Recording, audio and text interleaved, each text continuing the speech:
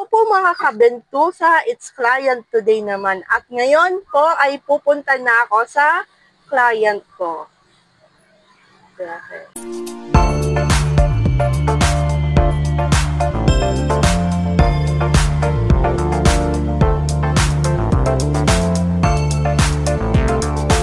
Ngayon po mga kabentusa ay iwan ko muna dito sa SM yung Eat Right ko. Kaya ngayon mga kabentusa ay pupunta na ako sa Kasiguran at doon ako mag-massage. Kasi hindi siya kaya mga kabentusa i-drive papunta doon.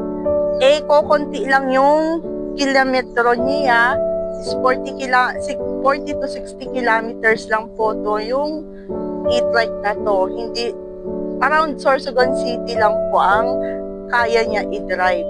Mga kabentusa, iwan ko na to. Diba?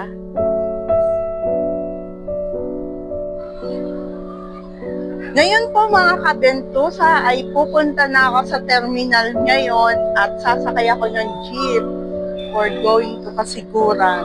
Sa Rizal pala yun, Kasiguran. Kaya ngayon ay dito na ako at mataas muna ako papuntang terminal.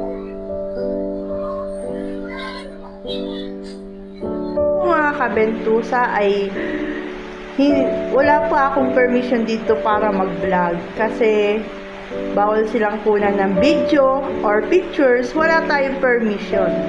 First, paalam muna mga kabentusa. Ngayon po mga kabentusa ay andito na ako sa SM at pauwi na ako mga kabentusa ngayon. Natapos ko na yung massage ko sa client ko. Kabro ko pala sa Guardians yung minamassage ko mga kabentusa. Kaya ngayon, home sweet home mga kabentusa.